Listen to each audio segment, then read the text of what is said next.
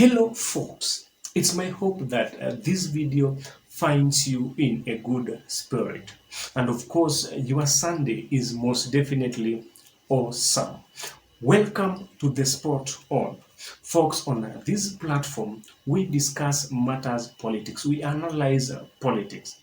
It therefore means that any new political development, well analyzed, the best place to find such kind of analysis is on the spot on, and to be specific on this particular channel. Now folks, the Kenya Kwanza administration are making some dangerous moves. These moves, if they are not looked into, they are likely going to make the country to go south. And folks, that is what I want us to have a discussion about, or in this particular video, that's what I'm going to discuss. Folks, these are two moves, and they are going to form the basis of our discussion throughout the video. And because of the intense nature of that particular discussion, before I forget, folks, if you are new on this channel and you have not subscribed to this channel, folks, on your screen there you are seeing the subscription button. Kindly, can you just take 2 seconds of your time and subscribe to this particular channel? Folks, that subscription is going to make the channel to grow. And to those of you who have already subscribed, folks, I can't stop thanking you because of your continued support. Folks, if it was not for you people, this particular channel could have not reached where it is today. So once again, thank you so much. And remember one thing, to give this video a thumbs up.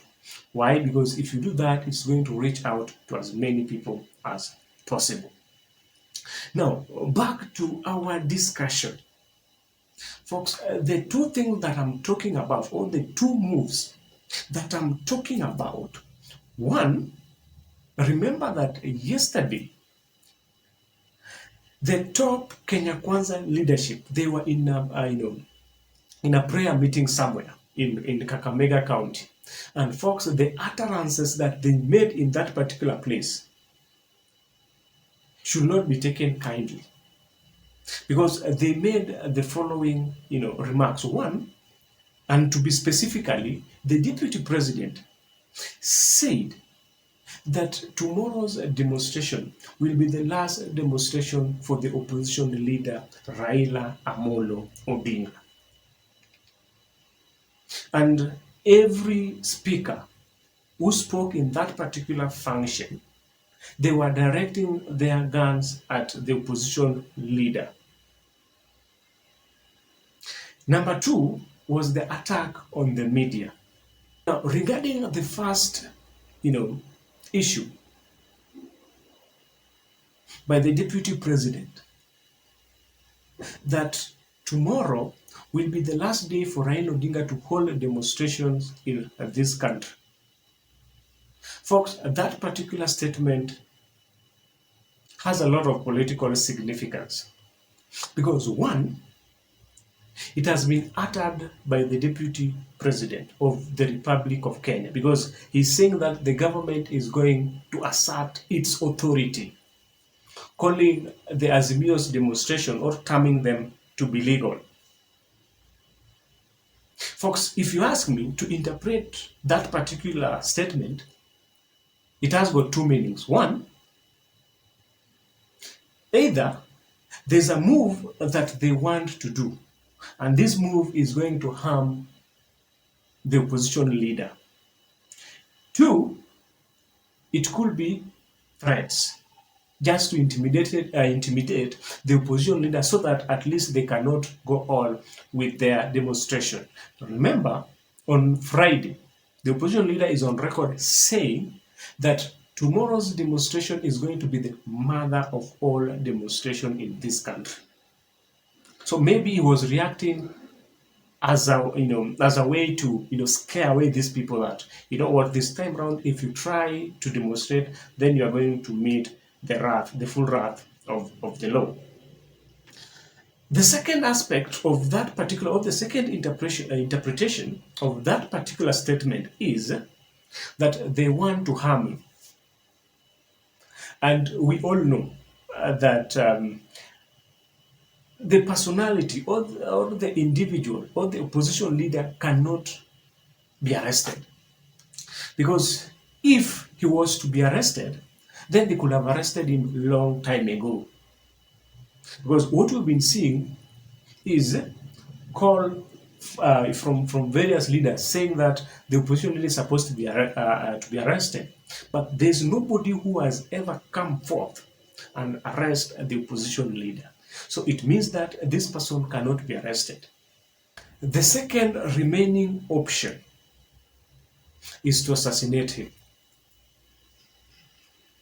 And that's now where I'm coming in, because the moment that this particular person is assassinated, I've been telling the Kenya Kwanza administration, I've been advising them that in case they decide to make that particular move, then they're also supposed to be, to prepare not to have any country, to rule.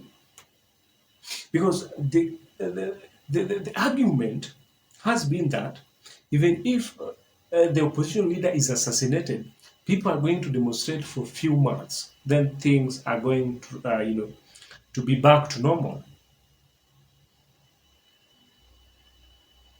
Folks, this particular state or this particular opinion was echoed by the Kapsaret Member of Parliament, Oscar Sudi, and even warned that even if the opposition leader is assassinated, Kenya will move on, giving an example that even if he was to die today, then Kenya will have to move on. One thing that the Kapsaret Member of Parliament is not aware of is that, one, they're not in the same political league, him and the opposition leader. This is a person who is commanding more than half of the country. And I think that in the moment that they are going to attempt that, whatever they are saying, then folks, Kenya might never be the same again. That is if you ask me. So I don't think that that's a card that these people want to play. And let me take you back in 2007. When there was that presidential, results dispute between the ODM and the PNU, in a span of a month, you saw what happened. So I don't think that this is the direction that these people wants, this particular country to take. Folks, if I may ask, is there a problem with people demonstrating?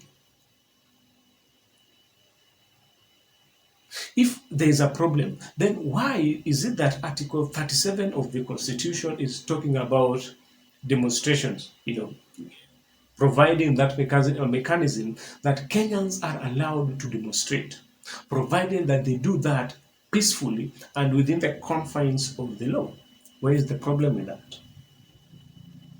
Because people protest because they are dissatisfied with something. And in this case, there's a new leader, or the opposition leader is talking about the high cost of living. If there is a high cost of living, the Constitution is providing for that particular, opportunity for people to do that. Where is the problem with doing that? Why is the government hell-bent? Why don't they want people to, demonstrate? And yet it's their right to do that. Today you've had the go-to boss even advising the government to withdraw police officers from demonstration.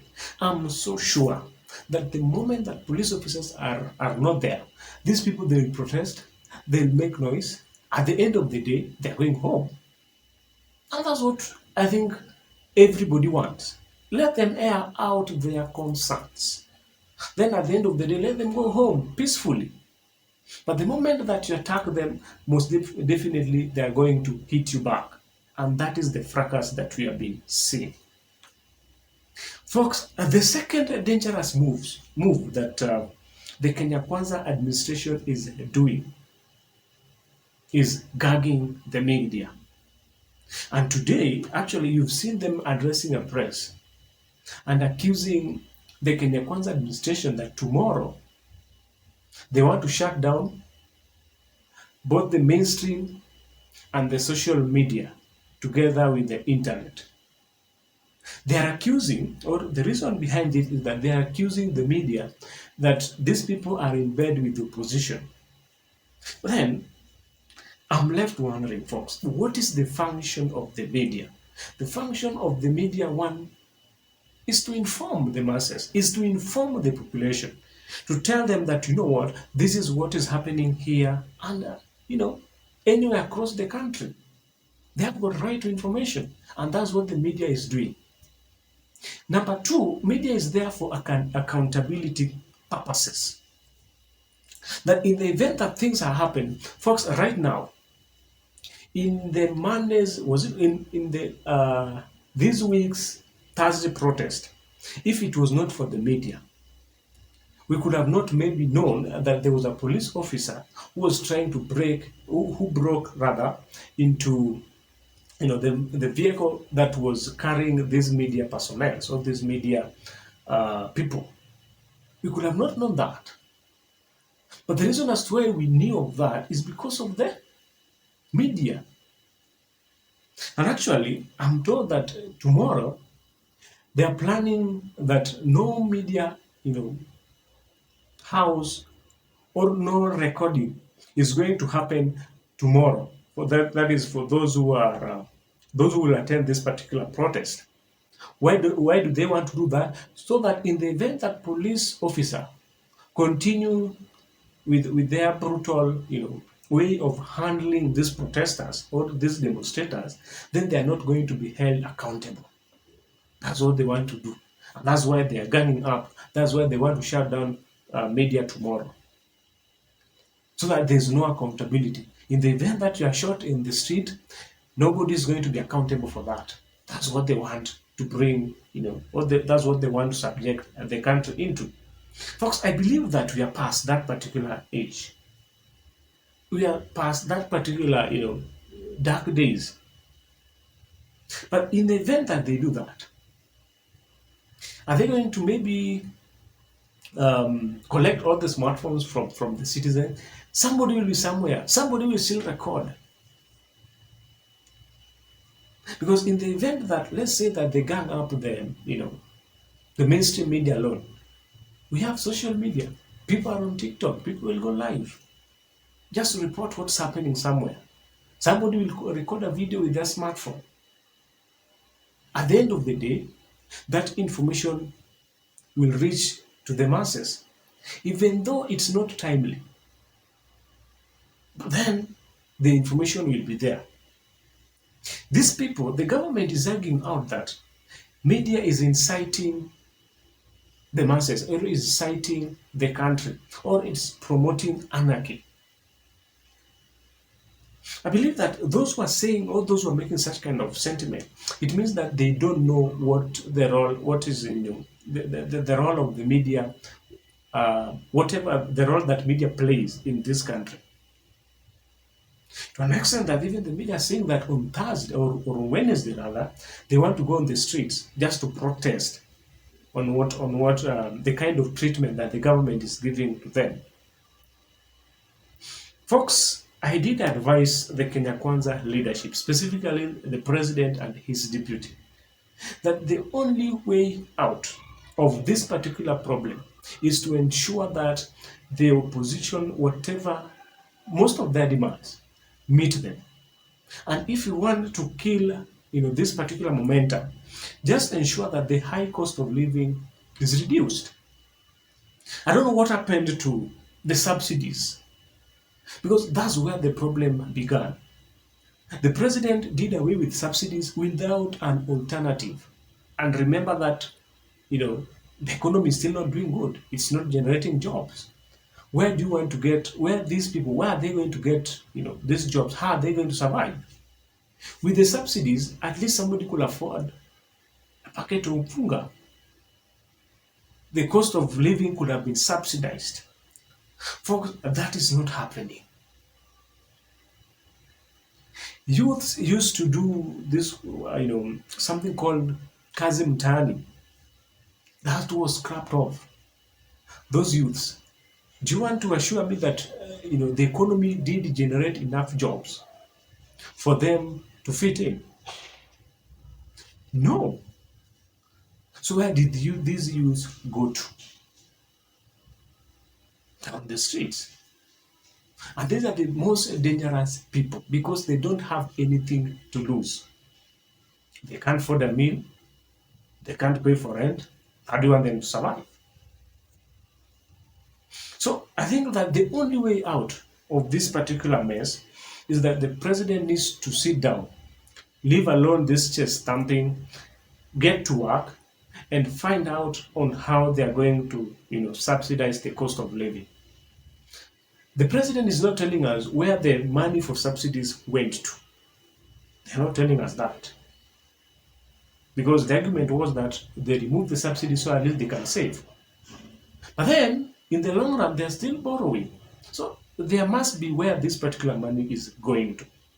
So I believe that the president needs to find ways, get down to work, sort out this mess. And I'm so sure that if the president can only work out the issue of high cost of living, even today, nobody will go to the streets because they have something to feed themselves. Folks, I don't know what you think of this video. I don't know what you think of this analysis. You can let me know of your thoughts. Let us interact in the comment section. Tell me what you think of this particular analysis. Otherwise, folks, if you have watched this video from the beginning up to this particular point, thank you so much, because I don't take your time for granted.